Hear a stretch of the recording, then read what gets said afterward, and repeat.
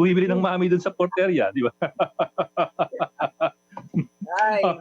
Okay. Bossing, what's the big story today? Have you heard about the big stories today? Of course, the 11th petition at the Supreme Court. Versus the law, the anti-terror law. Yeah, and these are big shots, no? Ombudsman Conchita Carpio Morales and Associate Justice Carpio, along with the UP Law Center. Bigat nun, ha? Okay. Those are colleagues of Attorney Harry Roque. Yes, mukha po kami.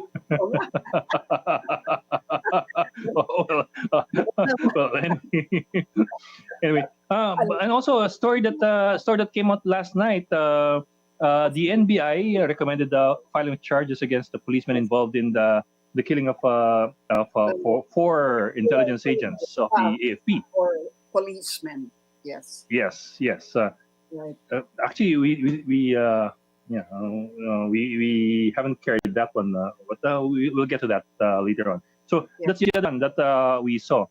Pero siyempre, Ed, ang pinakamalaki pa rin ay yung nangyari sa Bucor. Okay? The mysterious, the ever mysterious Bureau of Corrections. Yung question mark. Talaga. Yes. Nangyari. Diba? Okay. So, actually, one thing that I am really intensely curious about is whether or not Director Bantag already shaved his beard. Kasi diba, he promised not to shave his beard until he has put everything in order in the Bucor. Yeah, but now you can't tell kasi nakamask siya. naganap na nga ako yan, GCTA. Yeah, panahon ng GCTA. Yeah. It's almost a year, no? Parang every year may nangyayari sa kanilang malaki. This is like the second consecutive year that they're in the headlines. So, yeah. So we're bringing in two legal eagles tonight. Also, both of them members of the Senate, senior members of the Senate. Our first guest tonight, I understand, will be Senator Franklin Drilon, who is of course with the minority bloc and also of the Liberal Party. Senator Drilon, thank you for joining us tonight. Hi, Ed, good evening, Lucy. Magandang gabi po. Magandang gabi po. Thank you, sir, for joining us tonight. Sir, nasa office ba kayo? Ha? Nasa office ba kayo? Parang... Hindi po. I'm in the house. Kasi napakakagalang-galang na.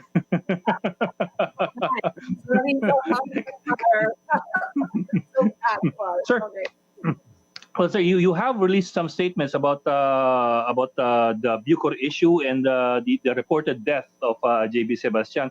But today naglabas po ng photo or photos yung Bucor showing what appeared to be Sebastian, or at least they claim is Sebastian, with some tattoos just before his cremation.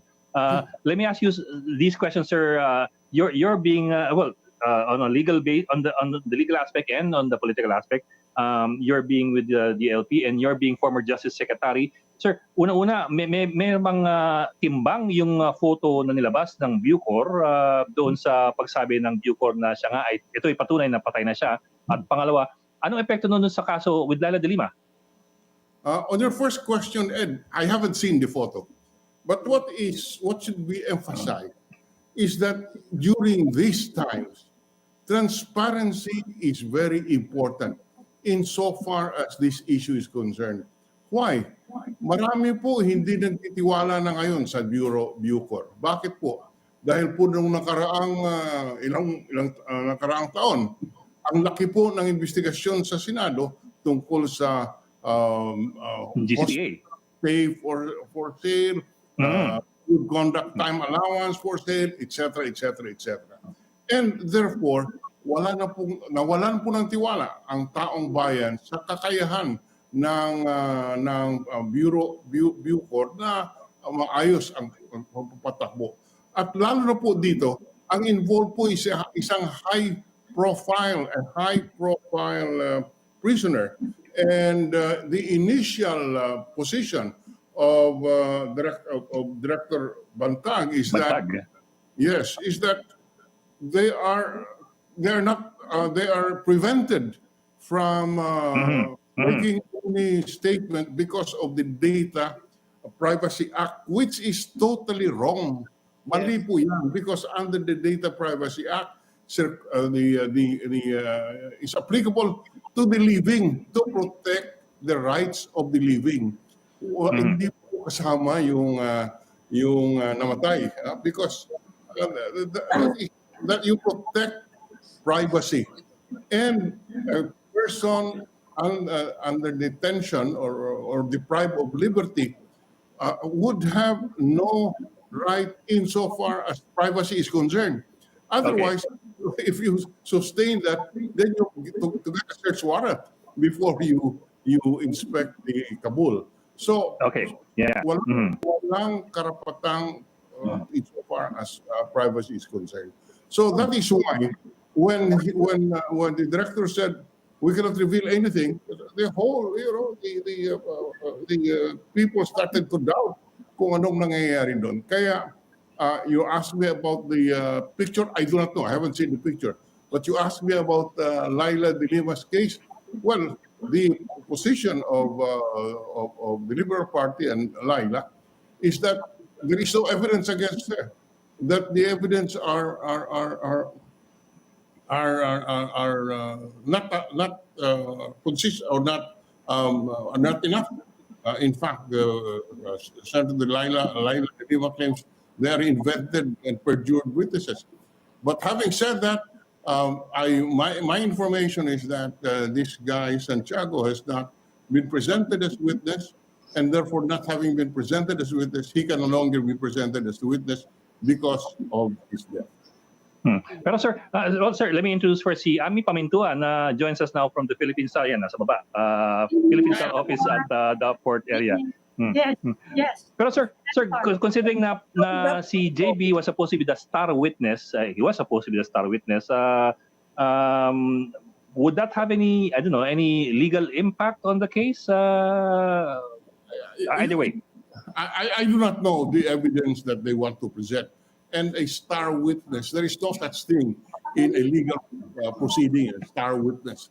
Maybe that's more a description in media in order to emphasize the importance of a particular witness. But if what you're saying is that he is a critical witness, accepting that for a moment, then his death would prevent that presentation of his testimony. Senator, baka maaaring para lang maliwanag sa lahat, ano po ba ang dapat ginagawa pag may namamatay na PDL sa Muntinlupa? Ano yung legal procedures? And then especially now, at the time of COVID, what should they have done in terms of promoting transparency? I haven't examined, Lucy, in detail the rules, but certainly, number one, you must inform the nearest of kin of the fact of death. Number two, you must make public, especially at this time, the fact that this person died of COVID because you have to protect the public health. And that is precisely among the exemptions under the provisions of the Data Privacy Act.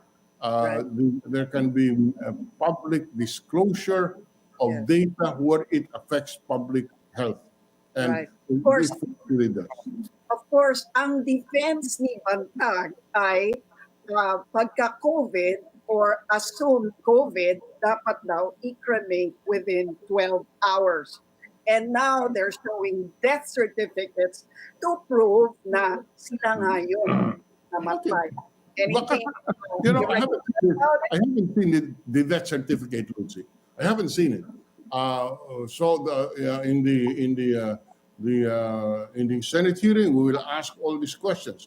I will repeat. The situation today is that there can be no presumption of regularity in the performance of the functions of because of the previous incident where the presumption is overcome by proof of misconduct among the officials.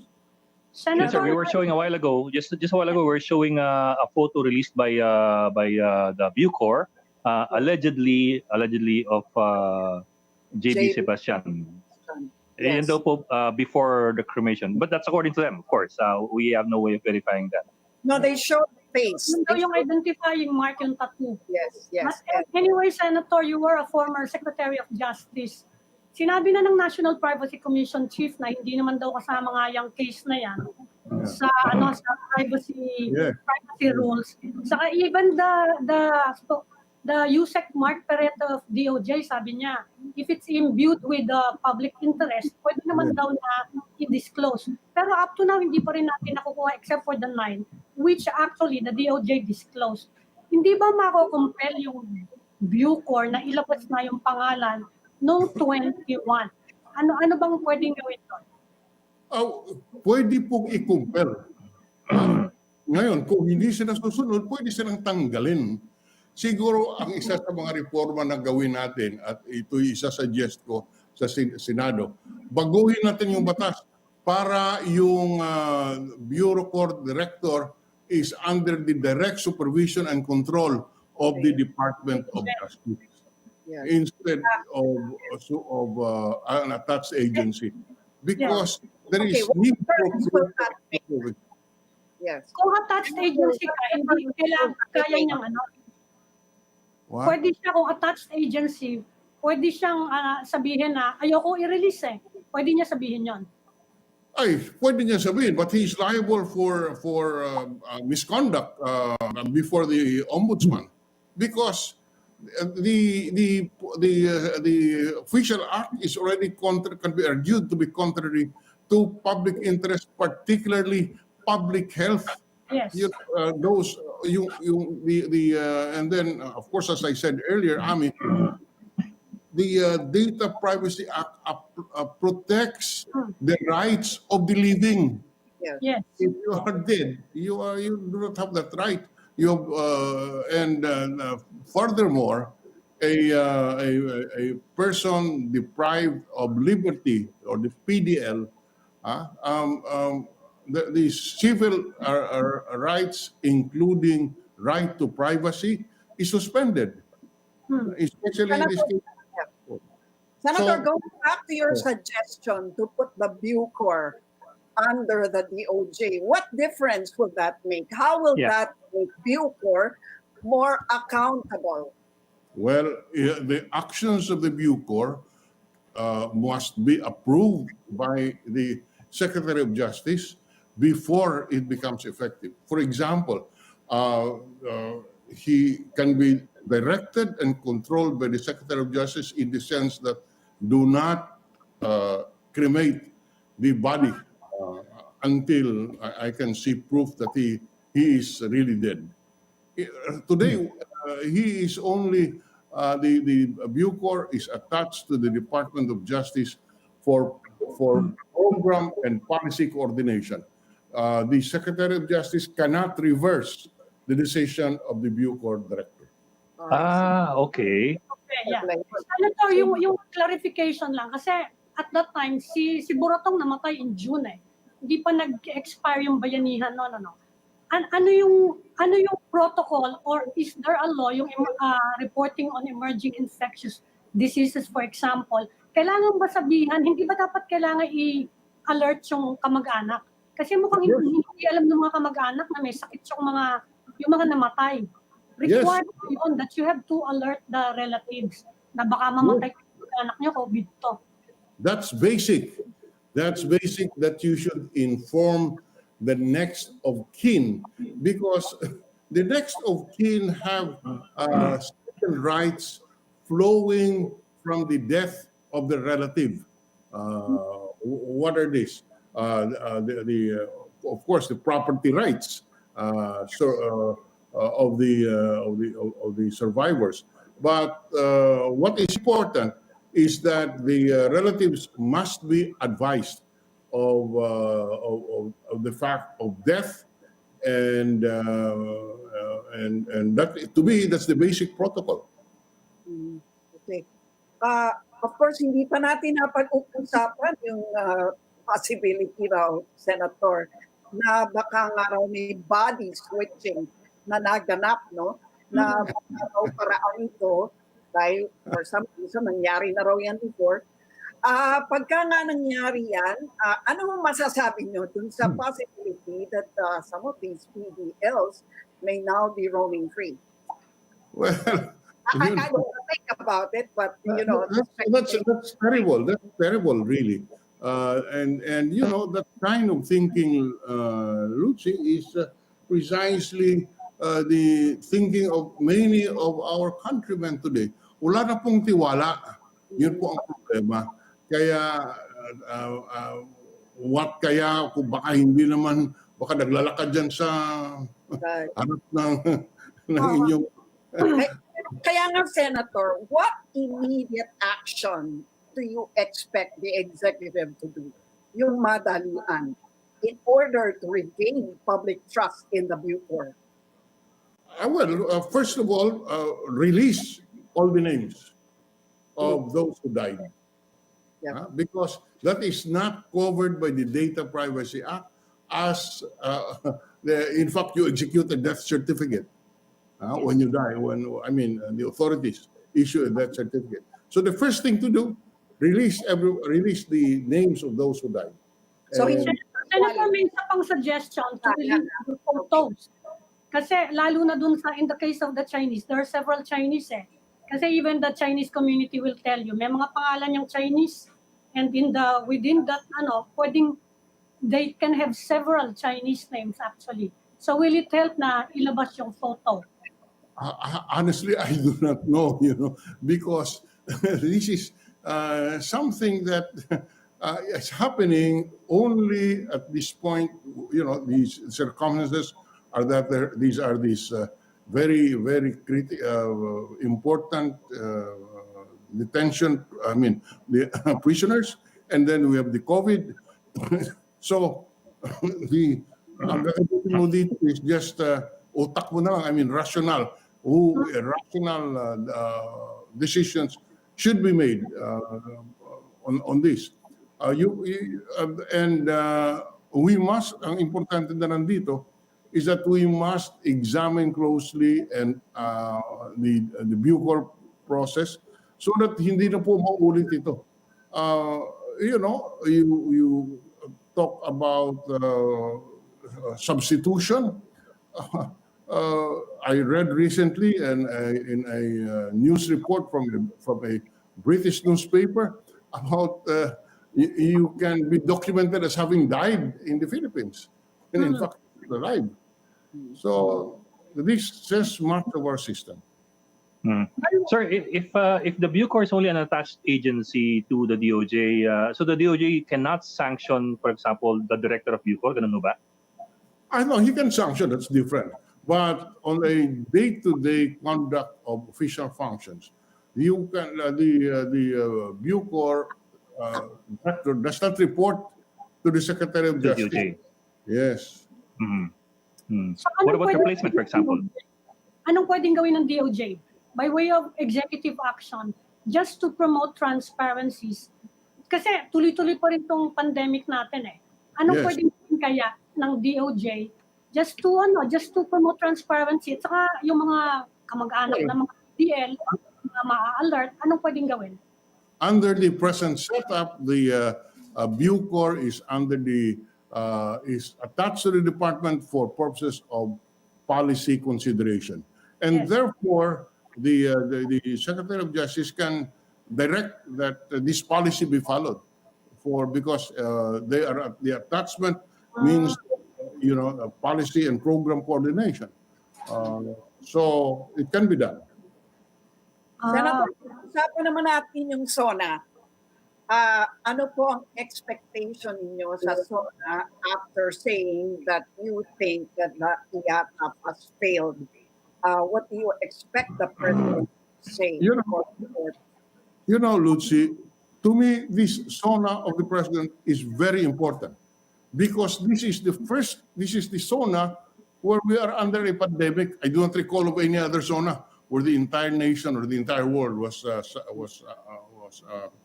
under a pandemic threat, pandemic because of COVID.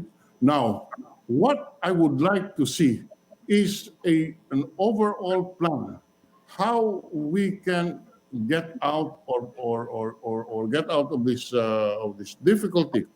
You know, if you think about it, why did South Korea, why did Vietnam, why did Taipei, why did they succeed in controlling the spread of the COVID? Where did we fail? So to me, I would like to see the president come up with a comprehensive plan so that we can be guided accordingly. Because, Lucy, in terms of our economy is suffering. We have 5 million unemployed as of April. We have 5 million families experiencing involuntary hunger in April, meaning walang nakain. You know, we have 72,269 as we talk now, COVID patients or afflicted Filipinos. So this is something that we must come up with a plan. And we in the opposition, I myself, were willing to support these plans because we're all in the same boat. You know, the economy today is very bad. We had contraction of 0.2% of our economy in the first quarter. The second quarter will be worse. We will be on recession. What will we do? We have no funds right now, but we need to stimulate the economy. We need to continue with the social amelioration program because we have so many of our people who have no income. On the other hand, we have also to support our industries because they were affected by this pandemic and the lockdowns. So how much do we need? The House of Representatives said we need 1.3 trillion pesos. The Department of Finances, we can afford only 140 billion. You can imagine the wide disparity between what the House of Representatives think we need to stimulate our economy as against what the Department of Finance can afford. So we have to come up with a plan. You know, it is said that to survive this year, the next 6 months is already a success. That's how bad it is. Right. So you ask me what are my expectations. I would like to hear the president lay before Congress and the people. These are our plans. How much do we have to borrow? Who do we assist in the industry? And what moves should we take to strengthen our health system? Unfortunately, you know, our Secretary of Health, it's obvious that he can no longer influence decisions on such a health matter because he has made missteps at the very least over the past 4 months. So that again, when he opens his mouth, nobody believes him. And so we are suffering from that difficulty. So we have a very serious problem. And in response to your question, I would like to hear the president address these problems, come up with a plan, and we are willing to help. Pero pakinggan naman kami paminsan-minsan. Are you expecting the president to push for charter change? Kasi Well, mukhang pinagkakaabalahan pa rin hanggang ngayon ng iba niyang kaalyado. If you are to believe the pronouncements of Malacanang, this is not their priority. According to our Senate President, this is not the priority. And you know, all this talk about institutionalizing the share of IRA Yes. and opening or liberalizing our investment environment. You know, today, what do you see as in the headlines?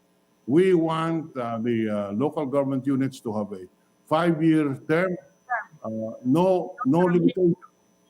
So there you are. The cat is out of the bag. The purpose is really to lift term limits. Now, question, will amending the Constitution in this manner solve our unemployment problem? Will solve our problem of hunger? Will it strengthen our health system? Obviously not, because a debate on charter change will just divide us. Yes. Anong pag-asa nung sa Senate? Just in case lang. Anong kung makarating yung Senate? Well, a number of us, including me, are not in favor. So it will be referred to the Committee on Constitutional Amendments with Senator Kiko Pangilinan as chairman. That is why they want to change Kiko. But I think those are the trolls wanting to change it. Okay. Pero hindi pa ho decided yung ano. Senate. Go ahead. Mr. Senator, hindi pa ho decided yung ano, di ba? Yung whether Congress would vote as one or would vote separately in the event that it is formed into a constituent assembly. That's correct, yes. That's not decided. So it's up in the air. I mean, if it comes to a battle over a battle between chambers, there's always a possibility you will be overwhelmed. In the first place, Ed, your question assumes that we will agree on amendment, and it's a question of the voting. We have not gone there yet. It's a question whether or not we agree. Okay. All right. Okay, Senator Franklin Drilon, maraming salamat po for joining us tonight. We hope to see you again next time in person. Sure. Thank you, Ed. Thank you, Lucy, for having me. Thank you, sir. We will just go into a gap, so please stay with us.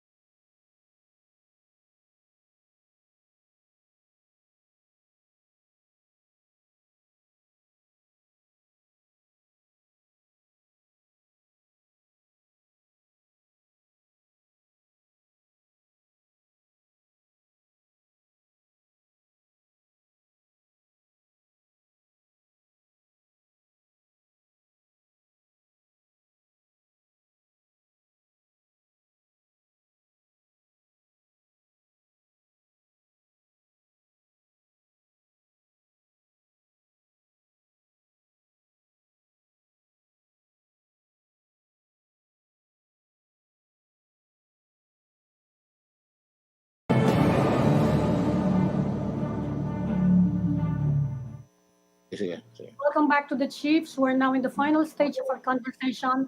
And now we'd like to welcome Senator Richard Gordon, who chairs the Senate Blue Ribbon Committee and the Committee on Justice. Welcome, Senator. Good evening po. Good evening, and good evening to Lucy, to Hi, sir. Ed. sorry.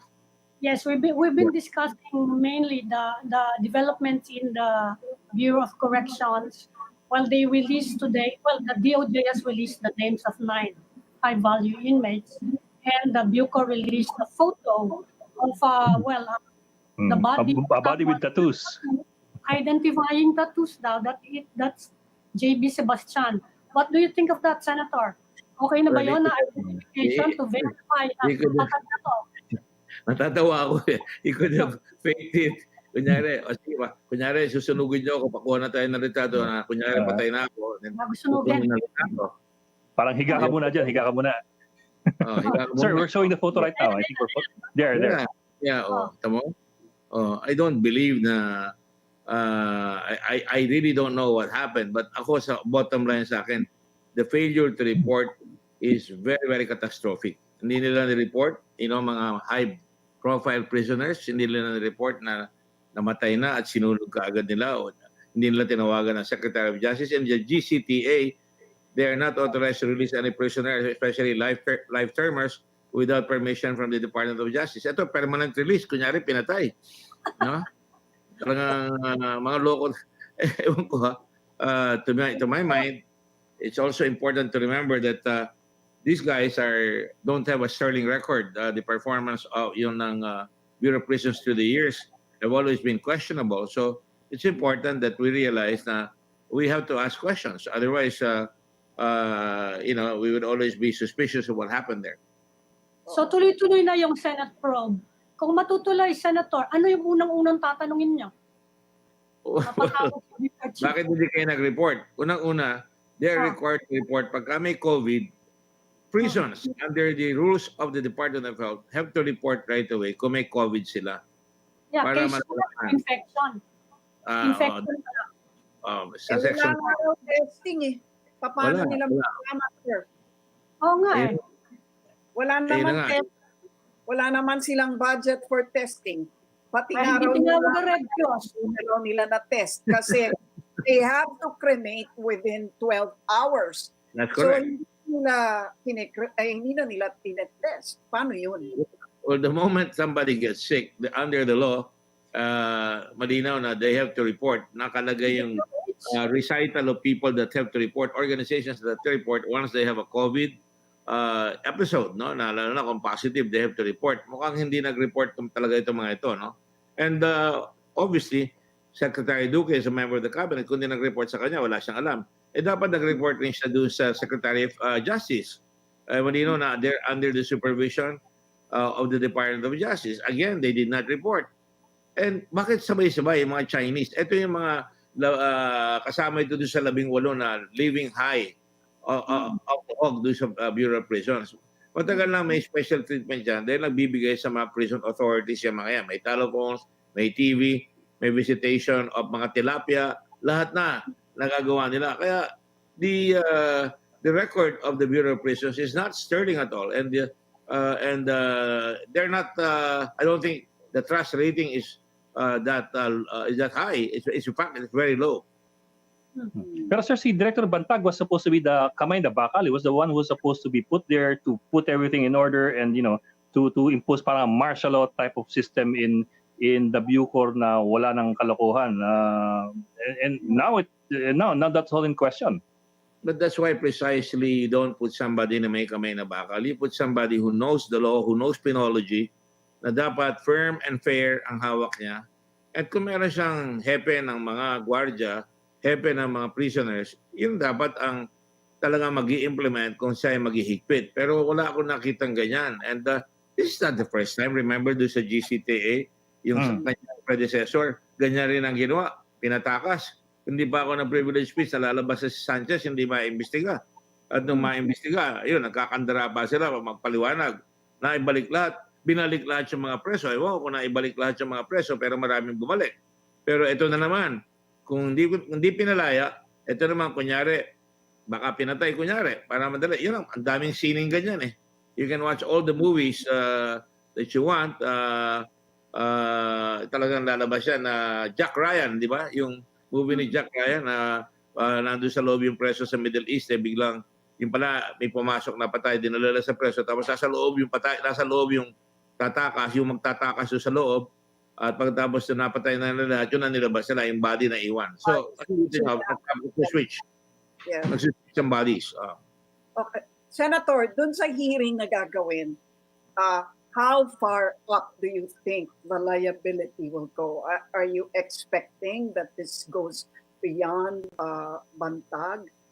Well, it depends on what kind of testimony they're going to give, no? Some people think that they can get away with anything.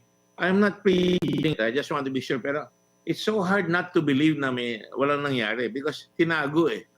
When you hide something that everybody expects you to report, kahit na walang batas, sasabihin mo kagad sa presidente, Sir, namatay na ito si Sebastian. Sir, alam mo yung mga generals yan, mahilig yan, yung mga ganyan na nasa prisoners.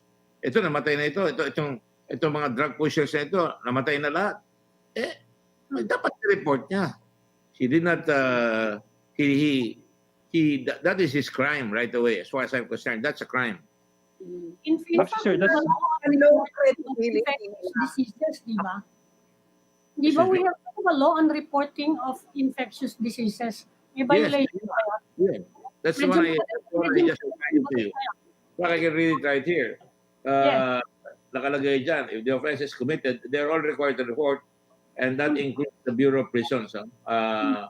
At makikita mo, talagang dapat nag-report sila doon. Pagka-infect na pagka-infect. Yes, yes. Yes. Even the report, the moment we, like you, we found you negative kahapon, and kung nag-positive, ang report, positive, kay Secretary Duque, mabuti lang, negative. Senator, bukod sa low credibility nila, bukod sa hindi kayo naniniwala sa kanila, no? Ano pang mga issues na sa tingin ninyo ay basehan para nga hindi tayo, para magduda ang publiko sa mga pangyayari sa loob?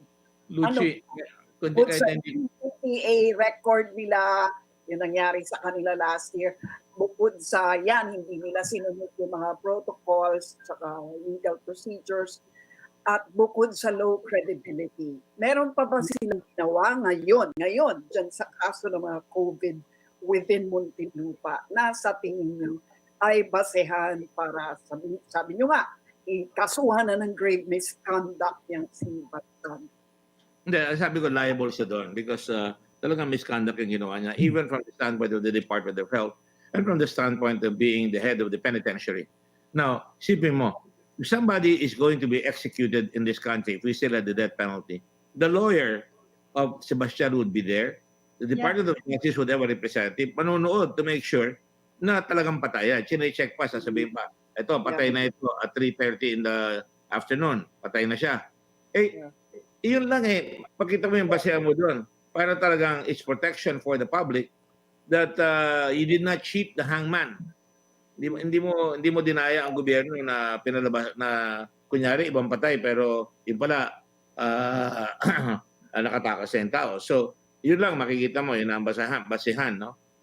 Marami pa rin mga marami silang mga rules yung GCTA by parity of reasoning. They have to report every activity involving the prisoner. Ito perpetual release na ito. Di ba? Ni-release na. Kung sakaling ni-release nila, dapat natakot sila na pagka magpapaliwanag sila. Tinago nila Wala silang sinasabi kahit kanino. Wala silang sinasabi until na-booking. Yun ang nangyari. Yes, sir. Sir, I'm not a senator, sir, but I'm wondering lang, could Bucor's lawyers argue that there is a presumption of regularity given na meron silang death certificate? Could they argue that? That's to the point. Even the presumption of regularity is burnt out because you remember when we were investigating sa GCTA, even the doctors of the Bureau of Prisons were on the take. They were taking money. They were getting money for various things. Magpa-check up ka, may bayad. Magdadala ng drugs doon sa loob nung clinic, nung ginagawa. Kumisan, may sexual misbehavior pa doon. Pagkatapos, may pinalabas silang babae. If you just forget the name, nakukuha ko. Ang tagal nakalabas yun sa Metropolitan Hospital. Si Yuklay, that's right. Yun lang makikita mo. How can you trust the doctor's certificate? Madaling at yung pipirma dyan, yung doktor. Yung pipirma sa death certificate, the doctor. Sila. Hindi niyo ba nabasa yung lumabas kayo sa Telegraph? Nakalagay sa Telegraph. 2020. Sabing ganon, ang Philippines is now #1 global leader in dead bodies that are reported or missing, no? Fake deaths. Yung mga pinafake. Nahabol ka ng asawa mo, lumipad ka rito, kanyari napatay ka. Bibigyan ka ng death certificate. So, bumababa tuloy ang ating documentation. Ang ginagawa nila, pagka nagpa-falsify sila, the credibility of the whole government suffers. It's just like our land titles. Pagka pinepeke yan, babaksak ang banking system natin, babaksak lahat yung mga hindi naman rin makakapag-rely, babaksak ang credit. Ganyan rin yan. How can you rely on people that hid it, tapos mayroon kagad silang dokumento, and lahat yung mga pinapakitan lang, yung picture, that could have been staged. You know, could have been put to sleep for a while. Kunyari, mukhang tepok na, pero, maraming pwedeng mangyari. And that's why they have a lot to explain. Hindi ba ka ba natatakot kay President Duterte? Galit na galit siya sa mga corruption. Dapat siya, sasabihin sa kanya kagad, eto, namatay, sir. Ganun ba? Tingnan natin. Di ba? Iba nga, magpapalitrato pa dyan. Iba, macabre humor, no? Pero still, to my mind, they have a lot to explain. Very much to explain. What Sana kung may siya rito, no, yung parang sa autopsy. Legislation? Yeah, by Yes, way of and legislation. anong corrective legislation or Well, una-una, sa going akin, out? unang-una, kung habang may COVID tayo, detention prisoners or convicted prisoners, pag may namatay, dapat tinetest mo for COVID yan. I-report mo yan. Pangalawa, they must report right away to the Secretary of Justice or to, and there must be proper inspection by the Department of Health and by the Department of Justice. Because napakadali niyan. Ang lalaki ng perang nakukuha niya mga yan dyan sa loob ng preso. Ang dami-daming pera ng mga drug pushers. Magpalabas lang ng drugs yan, milyon-milyon. So, pinagsabi baka bilyon ang binigay dyan, hindi talaga matatanggihan. They gave him, probably that somebody got an offer he could not resist. Well, Senator since- Drilon earlier said that he suggests putting the Bucor directly under the Department of Justice instead of it being an attached agency right now. Do you think that's going to be? Well, yeah, of course. But actually, the Secretary of Justice can go in there anytime. Di ba si Secretary de Lima did that? A lot of Yeah. other Secretaries of Justice did that. You know, it's a question of firmness. The message has got to be clear. You're under us. We don't have your own separate kingdom. Run the prisons and we will not intervene. Run the prisons badly, we will intervene. Pwedeng i-clarify yan. Senator, medyo lilihis na ako since you mentioned that testing for COVID. You're also the chairman of Red Cross, we all know. Kumusta po yung yung facilities ngayon? Dagsa na ba yung mga tao sa Red Cross? No, Kasi- no. Oh, but- You can see the testing in the whole country, including the Red Cross, is 1% pa lang. Ngayon lang tayo umabot. Ikaw ata nagtaas doon sa 1%. Oh, bakit kaya? No, I mean, if you push your capacity, bakit hindi po dumadagsa mga tao kaya? Well, one, natatakot. Yung iba, may bayad. And dapat the government should really pay. In fairness to the government, they created an expanded list of people that will get it free. No? Mhm. And then the other thing is nakukonfuse ang tao. Yung iba, pati negosyante. Bumibili sila ng rapid testing kit. Ayan, meron ako, I smell something fishy there. Biglang dumami yan. No? Oh. Tinutulak ko sa amin yan.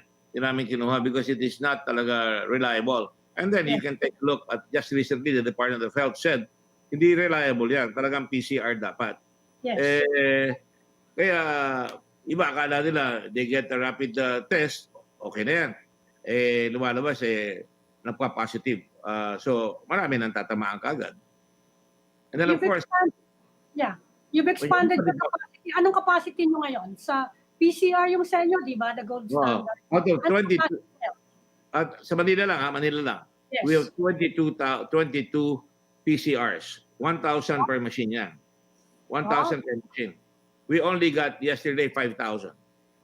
Wow. And before that, 4,000. The highest we've ever been is when dumating yung mga OFWs, we got 8,000. And even at that time, we only had 8 machines. So now we have 22 machines. We should be getting 22,000. Manila should be tested and we should be getting 1.7 million in the whole Metro Manila area. Yeah. That is computing it at 13%. Mhm. Even the whole country, computing it at 13%, you need more than 10 million. 13% of 1.5 million, 105 million, easily you need about 13 million. Ako ang ginagamit ko 13%. Hmm. And that's a problem, see? There is no easy way out here. And then finally, isa pa, people think na pag natesta sila, okay sila. No, paglabas mo, pag nakabangga ka ng merong sakit at mahina-hina ang constitution mo, then you get it. No? So you really have to stay home if you're not doing anything. You have to use the mask. You have to, even at home, you have to use the mask when you go in front of people. Kami nga ni Kate, pag nandun ako sa kwarto niya, I wear a mask. We have to have separate rooms. And then even our household help, dalawa lang naman sila, they wear masks. No? So, importante yan. Saka yung alcohol palagi, hugas ng kamay, and then social distancing. That is the way to get rid of the disease. Pagka meron limbawa sa Quezon City, may barangay, dapat all out kaagad yun. Talagang interdictions. drain the swamp. You go around, may mga neighbors, kung meron doon, then mag-test ka randomly para makuha mo kung talaga marami talaga doon. And then you go to another place. And that is what is important. You mentioned the cost of the PCR as a possible deterrent. I know what it costs sa Red Cross, but maybe you can tell us. Well, Magkano. if you're a civilian like you, you pay 4,000 because we have to test the swabs alone and the reagents. They cost about $15 to $18. Kasi isang swab $15 lang lumalabas yan eh. Ito $18. Tapos certainly you have any number of medtechs that work 24/7. In fact, I'm thinking now, hahatiin ko muna yun eh. Para kung hindi ako makakakuha ng maraming tests. And then of course, the local governments, umaasa rin sila sa PhilHealth, no? So, importante na talagang, again, the policy on PhilHealth na sino ang babayaran nila. If we really want it, we really have to reach that. If you look at the chart, America is testing at 14%. And yet, ang laki-laki ng kanilang angkwa, sila number 1. Ang India, pareho natin, 1%. Watch India and Brazil because pagka yan ang kumawala, pareho tayo, dadami yan. And I'm making sure, mabuting matakot ang tao na pag dumami yan, talagang hindi tayo makakagalaw and we're not going to be able to work. Covered ng PhilHealth ang testing. Covered ng PhilHealth. Yung mga doctor, like now, we're testing doctors, nurses, yung mga teachers, yung mga frontliners, mga police, tapos yung mga talagang mahirap na meron na silang problema talaga. So, kailangan mag-test. No? They have all the symptoms, we test automatically. Okay. And compared to private hospitals daw, 6,500 ba? Meron pang 11,000, may 9,000. Yeah. Yes, mas mahal pa dyan. 8,000 actually. By the way, I just want to remind you also that the Red Cross also invested in, even if it's experimental, it seems to be working also, no? Yung convalescent.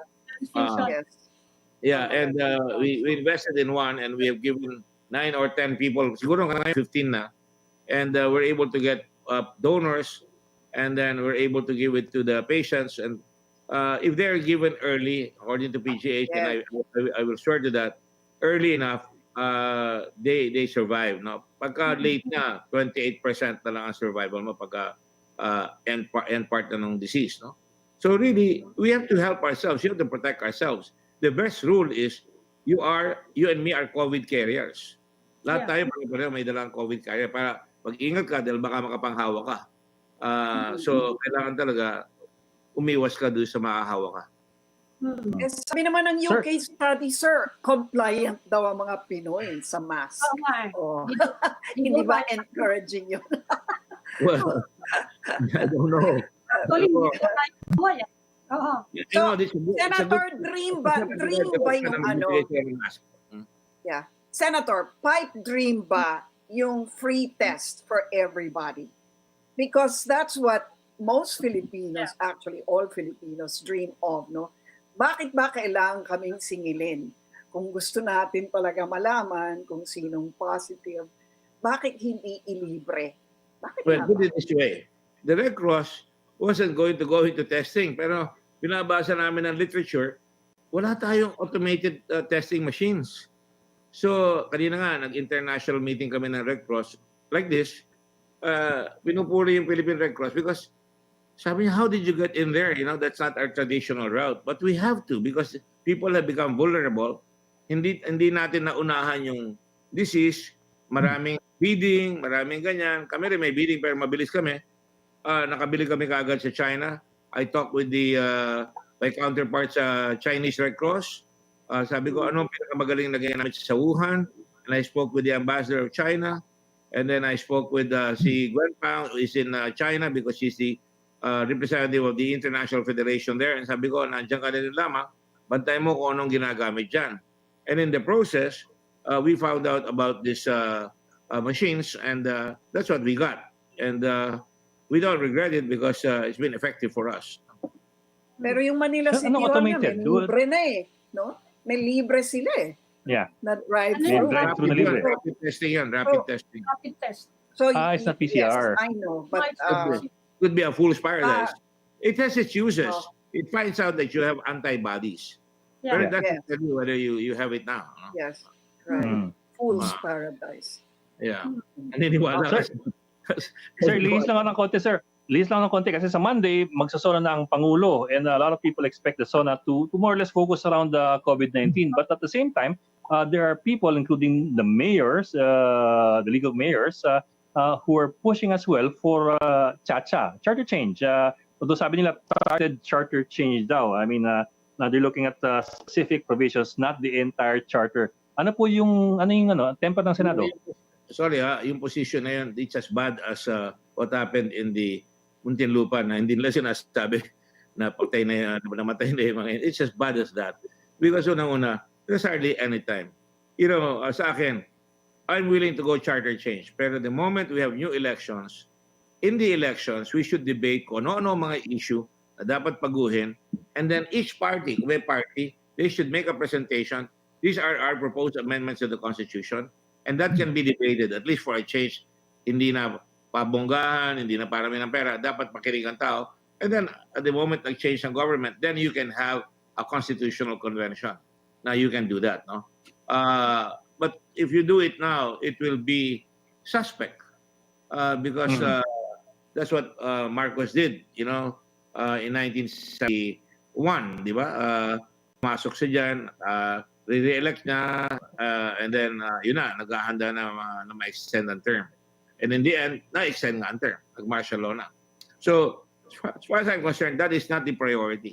The priority is we are facing a world-class of a tremendous and catastrophic proportions. Dapat ma-address natin yung COVID. Dapat may game plan dyan. Dapat sino ang ililibre sa testing. Ano ang gagawin sa mga tao na pasaway? Pangalawa, we have to take side by side the economic rebound. Because right now, I'll tell you, there is a document that I read recently na nakalagay doon, the Japanese were looking for 30 companies that they were going to move to Southeast Asia. Sino nakakuha ng 15? Vietnam. Ilan nakakuha ng Pilipinas? Tatlo lang. So we're not promoting, we're not making ourselves ready. And third, what are we going to do with the OFWs? What are we going to do with our tourism? That's why kami, pinosisyon rin namin sa malapit sa airport yung mga testing facilities namin para you can drain the swamp, for example, in Boracay, and then people can go back there. Hopefully, I'm not even confident that they will do that, but at least wala nang problema doon. And you can say Boracay has not had a single COVID case. So may magbabakasyon. Katulad sa America, they went to Florida and went to the beach. No? Ganun pa rin yan eh. So, we have to have a real honest-to-goodness master plan on how we're going to live. And it's gonna need scientists. Hindi lang yung mga tao natin na sa cabinet, na may mga military, and they're doing a good job. General Galvez is doing a good job. General Año in the DSWD has to push the mayor a little bit more. But ang kailangan natin is to make sure that the science is part of the solution here. You're the author of a law on tourism as well. Sa tingin nyo, I think hindi hirap na hirap sila makarecover ngayon. What do you think can be done in the short term? Alam mo, nakaka-recover yung mga hotel. Nakaka-recover yung mga hotel dahil dyan gilalagay ng gobyerno yung mga kararating lang na natetest sila. Quarantine. Naka-quarantine. Binabayaran ng gobyerno yan. At least medyo merong nangyayari dyan. Pero ang tourism... Pero ang konti ng arrival, sir. Yes. Pero ang konti ng mga arrivals, Saka the arrivals are so few. That's right. So, Kaya nga, even Subic, they're not using Subic up to now. kaya nga. Yeah. Clark, I'm glad they're using Cebu, they're using already. Davao, of course. Pero certainly, tourism is not just foreign. Mas importante kung minsan yung domestic tourism. Yeah, you That's think we That's where more Philippines clicked. Wow, Boracay, wow, Siargao, mga ganyan. you think we should ease up more on domestic tourism? Yeah, I think we can pick up. Then we should, another law that I made was the holiday economics with Joker Arroyo. If you have the holiday on a Wednesday, you do it on a Monday or a Friday so people can have a trip, at least as a family. May A long malalapit. weekend. They can go to Laguna, they can go to a safe area, and then you can have a competition. Yung mga destinations will say, oh, we've drained the swamp here. Wala kaming COVID dito. Pero mag-wear pa rin kayo ng mask. Pero at least, merong competition, makakatulong yan para mabuhay yung mga pamilya ng mga nasa tourism business. Pero kailangan bumaba muna ang Yes. ang R0 kasi nakakatakot yung R0 ngayon, sir. 1.75. That's Yeah, well, high. Yeah. I don't know whether we are really conscious na dalawang dapat makabangon tayo dito because we will be poor. Yeah. We are really poor. We might be dirt poor unless we do something about all these things. No, dapat limbawa, you remember we were very poor when America left Subic. We were very poor immediately after Pinatubo. Durog ang mga bahay namin. Ako, lahat ng sinihan ko nasira. Walang nagdinegosyo. Long po, lahat ng areas around Clark and Subic, devastated. And then, pinaalis pa ang base. Ba't nakabangon kami? Pero iba ito hindi mo basta-basta mapapaalis ito Hanggang mapagod yung disease na yan, like what happened in 1919, tuloy-tuloy yan until you find a vaccine, which is gonna take about a year at least. Hindi ako naniniwala na dyan na yung vaccine It will take a year. At saka ito nag-mutate. Ang sinasabi sa akin ng mga expert, yung mga scientists namin yung mga doctor, sinasabi sa amin, ito raw dumating dito, galing sa mga barko na magkakasama yung mga Indiano at Pilipino. Mas matabil yung dumating dito, hindi yung sa China. Yung sa China, meron sa Manila, marami. Pero sa ibang lugar, ang dumating dito, yung mga galing sa barko, India and Pilipino, na mga marinero, yun ang medyo nakapagpasok ng konti dito. I don't know if that's very accurate. I don't know. Yes, sir. Sir, you did mention yung vaccines baka there's a need to manage expectations with regard to the vaccines kasi every time the president talks about vaccines, it's almost like it's already there this year. And from what I hear, it will take at least a year before a commercial vaccine is out. Look at Ebola. They had Ebola. They had a vaccine, pero hanggang ngayon may Ebola pa. This is going to stay with us forever.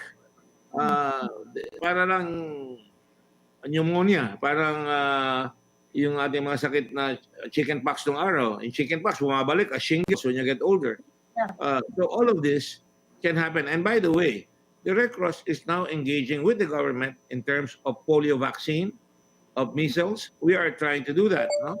Kaya nga ayokong nakikita yung mga naglabas ng dengue vaccine kasi nawawala ng tiwala yung tao sa dengue vaccine. Di ba natin nahahalata? Lahat ng ating mga institutions na question. Sa akin pa napupunta, hindi yung vaccine. Nasira tuloy ang vaccine. Ito ngayon, preso, yung ating peace and order, yan ang dapat asikasuhin rin ng Pangulo dahil dumadami pa rin yung mga riding in tandem. Again, it was a subject of a sermon made by the bishop. No? Na we've gotten used to it. We've lost our faith in ourselves. We've doubted ourselves na wala tayong laban. Kaya ganyan na lang, they get away with it. Okay. All right. Sir, we're just about finished. Maraming salamat po, Senator Richard Gordon of the Chairman of the Blue Ribbon Committee and also of the Red Cross. Sir, thank you for joining us. Always a pleasure to have you with us. Thank Thank you. you, Senator. I always enjoy all your questions or your banter. Thank you. Yeah, Thank you po. Ingat po. Bye. Stay safe. And that will be all for this midweek edition of the Chiefs. We hope what is discussed here will keep the conversation going. I'm Edwin Gaupa News. I'm Mami Paminton of the Philippine Star. I'm Lucy Cruz Valdez of News 5, and we are One News.